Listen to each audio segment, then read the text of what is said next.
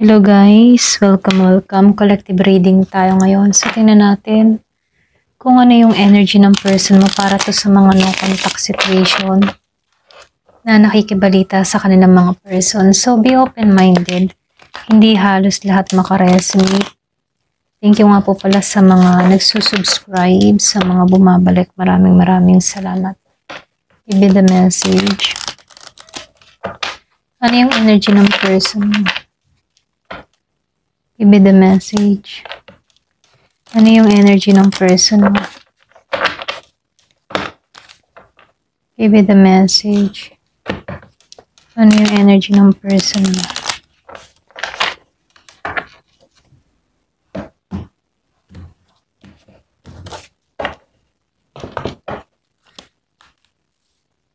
So, lumabas yung judgment dito.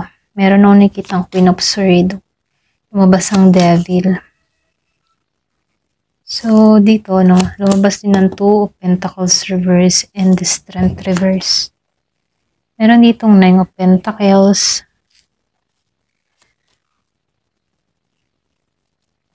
Eight of Swords upright. Knight of Swords upright. Meron ditong the Empress upright and of Wands reverse. Nine of Swords upright. Eight of Cups upright and the Temperance reverse.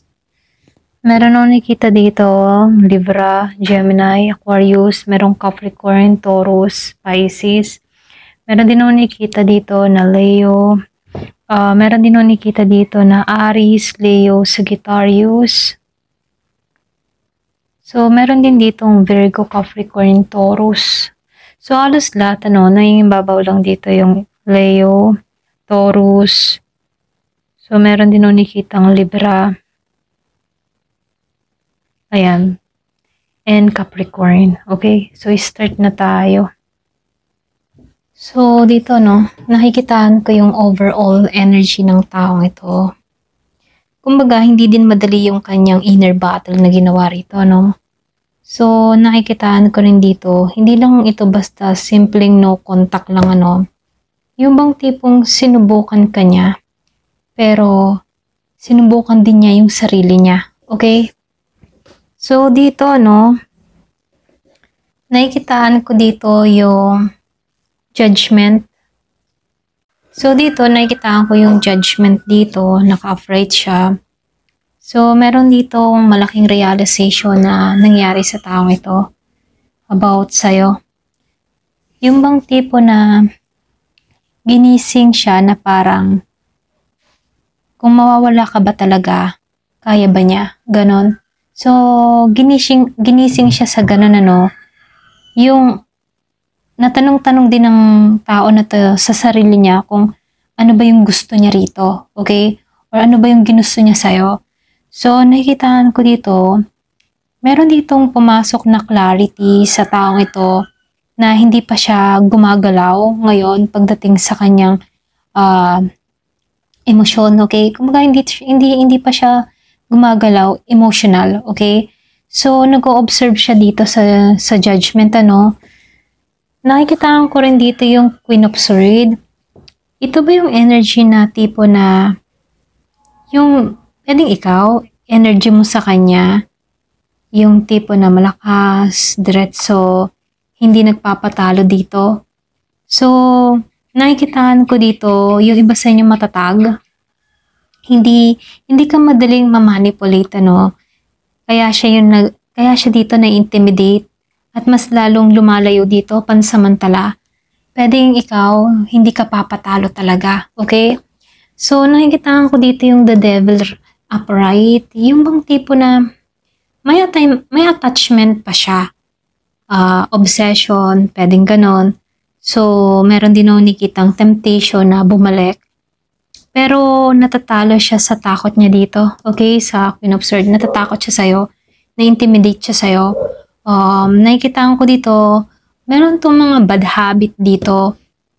So, nakikitaan ko dito, minamanmanan ka niya kahit no contact dito. Okay, yung iba minamanmanan ka ng tao na to.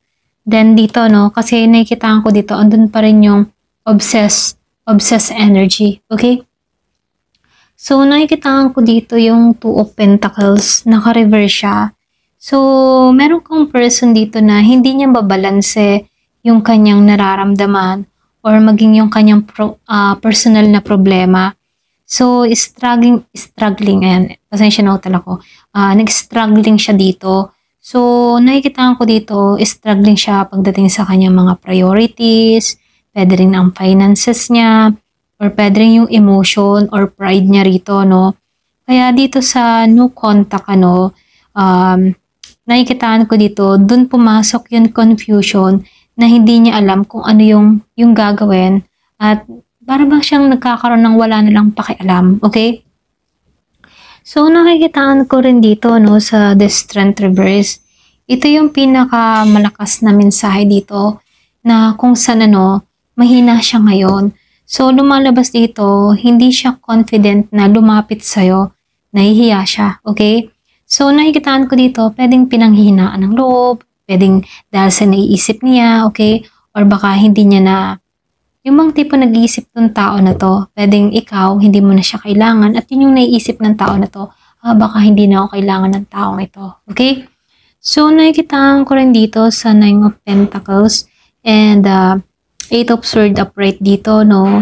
Nakikita ka niya rito bilang isang independent na tao, blooming, stable. So, feeling niya dito, mas okay ka na wala siya, okay? So, nakikitaan ko dito, no? Ito din yung dahilan bakit siya nag-no contact dito. Kasi sinusubukan niyang tingnan kung totoo bang kaya mong mag-move on or babalik ka sa kanya, okay? So, sinubukan ka niya dito, no? Gusto niyong makita kung patuloy ka pa rin magre-reach out. Pero nakikitaan ko dito, yung iba sa inyo, hindi ka na nag-reach out dito sa taong ito, okay? So, dito, sa Eight of Swords, na-stuck siya rito. So, ito yung pinaka-strong card kasi nagpakita na prisoner siya, okay? Para bang nakakulong siya dito sa sarili niyang fears. So, yung no contact niya or yung no contact niyo rito, no? Hindi dahil sa ayaw kanya, no? Hindi mo lang alam. Hindi, yung matipong, hindi sa ayaw kanya, pero ang totoo, hindi niya alam kung paano lalapit sa'yo. Okay? So, nakikitaan ko dito yung Knight of Swords upright. So, ibig sabihin, kahit ba stuck siya, may impulsive energy siya rito, no? Yung bang anytime, pwedeng biglaang mag-message or pwedeng magparamdam or mag-like sa post mo, mga ganun, no? So, lumalabas dito, kahit stuck siya, pwedeng biglaan to magparamdam sa'yo, okay? Or pwede rin mag-reach out ng mabilis dito, then biglang mawawala ulit dahil sa takot, okay? Pwedeng magpaparamdam lang para makita lang niya kung magre-react ka or hindi, okay? So, nakikitaan ko dito yung The Empress energy. Yung bang tipo na tingin niya sa'yo, no? Ngayon, ideal ka para sa kanya. Someone na mapagmahal, nurturing, or attractive. Pwede ring intuitive, okay? So, dito, kaya siya natatakot dito kasi kita niya na nagle-level up ka. Feeling niya mas deserve mo yung mas better. Ganon, okay? So, kaysa sa kanya. Ganon. So, nakikitaan ko dito, nararamdaman ng tao na to na mas deserve mo yung better kaysa sa kanya. Okay? So, nakikitaan ko din dito, no, sa Ten of Wands reverse. Pagod na tong tao na to. Emotionally. Okay? Kumbaga, gusto na ng tao na to na bitawan lahat ng mga nagpapabigat sa kanya rito. So, nakikitaan ko dito, hindi niya lang alam kung paano magsimula, lalo-lalo sa usapan or pwede rin nabibigatan na siya sa kanyang nararamdaman. Kasi, meron siyang mga gustong sabihin pero hindi niya masabi. So, naiipon yun sa kanyang damdamin, okay? So, nakikita ko rin dito yung Nine of Swords upright, Kumbaga, ito yung anxiety card. So, ito siya ngayon, sa Nine of Swords. Kumbaga, hindi niya alam kung paano mag-a-approach sa'yo. Gabi-gabi, iniisip ka niya dito, meron takot, guilty, or pwede rin pagsisisi. Okay? So, dito, nakikitaan ko rin dito yung Eight of Cups upright. So, ito yung nakakatakot dito, no? Kasi, umalis siya kasi kailangan niyang alamin kung ano yung kulang sa sarili niya. Okay? Kumbaga, umalis tong tao na to para alamin kung ano ba yung kulang sa kanyang sarili. Hindi kasi niya kayang dalhin yung mga relationship na may unresolved issue. Okay? Lalo-lalo na sa loob, internally. So, nakikitaan ko dito, no? Hindi pa rin naman to permanent goodbye.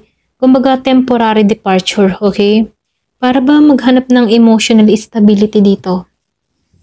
So, nakikitaan ko dito sa temperance reverse, ano? So, ito yung ano, kumbaga, dito pumasok yung problema, okay? So, hindi siya balanced dito. Hindi siya healed. Hindi rin siya kalmado. So, ito yung nagdudulot ng no contact, ano? Meron kayo sa loob niya, confusion sa isip niya, no? At oo, itong tao na to, minsan, unfair siya, okay? So, kasi ikaw, ano, nasaktan ka habang siya, finifigure out niya yung sarili niya. Pwedeng ito yung dahilan kung bakit nagkaroon kayo ng no contact. Habang inaayos niya yung sarili niya, ikaw, pwedeng sobra kang nasaktan, kaya yung iba sa inyo, nag-moving on na lang, okay? So, nakikitaan ko dito, no, yung pinaka mensahe. Yung bang tipo na sinusubukan ka niya, pero mas sinubukan niya yung sarili niya, okay? So, yung no contact ay nangyari dito dahil meron din tong insecurity, pwedeng pinagmulan din ng takot, pwede ring guilt, or pwede ring emotional imbalance, ano. So, itong tao na to, gusto kanyang makita. At gusto niyang makita, ikaw, kung ano din yung ire-react mo sa kanya. So, umaasa tong tao na to na hindi ka pa mawala sa kanya. Okay? So, dito, ano, pinaka-mensahe lang din sa'yo dito. Itong tao na to, nakikita kanya dito na mas stable ka, mas strong at mas deserving, ano. Ito yung dahilan kung bakit hindi siya bumabalik, okay? Pwedeng insecure siya, okay? So, nakikitaan ko rin dito, ano, pero dahil lumabas din dito yung Knight of Swords upright, ano, pwedeng maging impulsive to na hindi nag-iisip ng kanyang action sa'yo, okay? Pwedeng magparamdam tong tao na to unexpectedly. So, pero mabagal, hindi naman siya diretso. Para bang on and off, magpaparamdam, tapos biglang mawawala na naman. So, kumbaga, nakikitaan ko dito, magpapasilip, pero magtatago ulit, then babalik ulit, ganon. So, hindi siya stable yung energy ng tao na to.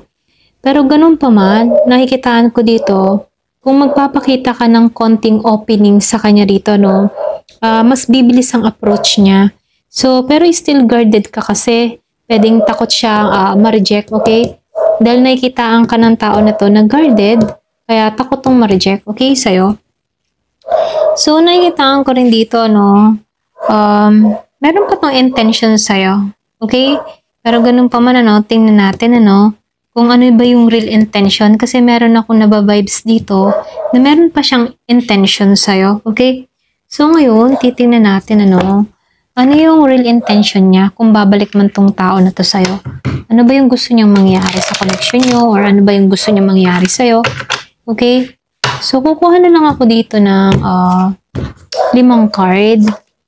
So, meron 6 of Wands reverse, Queen of Wands reverse, Page of Wands reverse, and 10 of Pentacles reverse. So, lahat naka-reverse, ano. So, dito tayo nagtapos sa Knight of Wands upright, okay? So, dito, lumabas tong 6 of Wands dito. So, nakikitaan ko dito yung real intention ng tao na to. Gusto niyang bumalik, pero ayaw niyang siya yung magmukhang humahabol. Nakikitaan ko rin dito, hindi siya nagme-message dito, hindi rin nagre-reach out. Nagno-no contact siya dito, no? Kayong dalawa, walang usap. Pero nagmamatigas din siya dito. So, nakikitaan ko dito, meron kang person dito na ego yung humaharang or ego yung nangingibabaw sa kanya rito. Pwedeng nahihiya siyang, yung bang tipo nahihiya siya naging sa outcome ninyo. So, feeling niya kapag lumapit siya, ikaw ang panalo at siya yung talo. Okay? So, nakikitaan ko dito, mataas talaga yung kanyang ego. Okay? So, lumalabas dito sa Queen of Wands sa reverse, attracted siya sa'yo. Malakas yung pull. Kaya lang dito, yung real intention niya dito, lumalapit ulit dahil hindi niya kayang pigilan yung attraction niya sa'yo. Okay? Nakikita ka niya sa as a confident woman or man, or kung ano man yung yung iyong kasarian dito. So, nakikitaan ko dito, nakikita ka niyang confident, strong woman or man or kung ano ka man. So, meron ditong desirable. Kumbaga, nakikitaan ka din ng tao na to na may dating na hindi niya makuha sa iba. Okay? Iba yung aurahan mo. Para bang napaka-powerful mo. Okay? So, ito yung nagbibigay sa kanya ng urge para magparamdam at bumalik. Okay? At kumonekta. Yan. Kumonek ulit. Okay? So, dito, dahil lumabas ang Page of Wands, reverse, yung bang tipo na gusto niya pero takot siya mag-initiate. Alam mo yun? So, gusto niyang mag-reach out pero wala siyang lakas ng loob dito. So, nakikitaan ko dito, bakit wala siyang lakas ng loob dito? So, yung sagot dito, may takot siya sa rejection, okay? Hindi niya alam yung sasabihin niya dito. Takot siyang magmukhang desperado. So, yung iba sa inyo, meron kang person na hindi pa siya emotionally ready, okay? Natatakot siya na hindi mo siya pansinin, Kaya minsan, nagtatry siyang lumapit mentally, pero nauudlot, okay? So, dito, dahil lumabas ang Ten of Pentacles, reverse, meron kang person na hindi stable, okay? So, sa panahon ngayon, hindi siya stable. So, lumalabas din dito, hindi niya pa kaya mag-offer ng long-term commitment dito. Hindi dahil ayaw kanya, pero dahil unstable siya, okay? Pwede ring ang kakulangan siya sa finances, pwede ring family matters, pwedeng sa future plan, or pwede ring emotional foundation, okay? So, ayaw niya mag-promise ng future na hindi pa niya kayang panindigan. Pero hindi rin ibig sabihin na wala siyang feelings, Natatakot lang siyang maging failure, okay?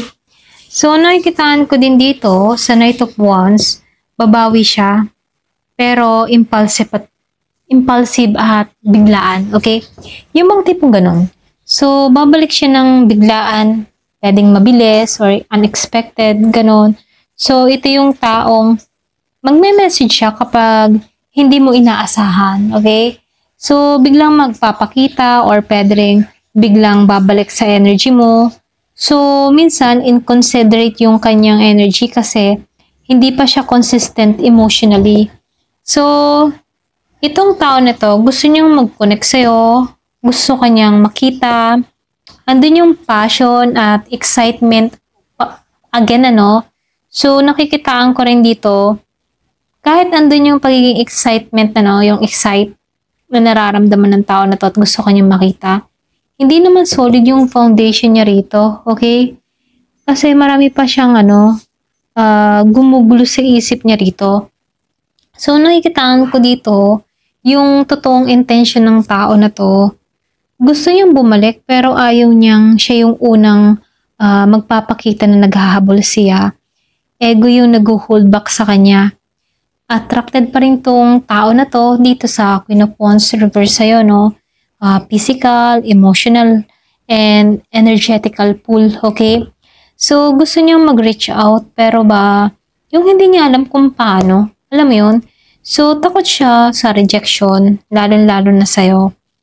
Yung iba naman sa inyo, hindi pa siya ready for a long-term commitment kasi hindi pa siya stable sa buhay dito. Babalik siyang biglaan at impulsive dito, pero hindi in stable way. More of testing the water. Kumbaga, susubukan ka lang, ganyan, kung kaya ka pa rin niyang makuha. So, kung gusto mo, kailangan mo lang tong, yung tipo na, kailangan mo lang ditong magtiwala sa sarili mo, Pero ganun pa man, ikaw pa rin yung masusunod dito. So, ito lang yung mensahe sa'yo, no? Kumbaga, kapag halimbawa, bumalik man tong tao na to, mas mainam, subukin mo. Ayan. Kaysa yung ikaw yung subukin at umiyak muli sa huli. Okay? Kasi nakikitaan ko dito yung energy ng person mo. Para bang wishy-washy or hindi stable yung kanyang intensyon. Okay? Gusto niya pero walang paninindigan. Ganun ko siya makita. Okay? Pero ganun pa man, nasa sayo pa rin yung desisyon kung papapasukin mo to sa buhay mo. Okay? Ayan, hanggang dito na lamang po. Thank you for watching. Love and peace.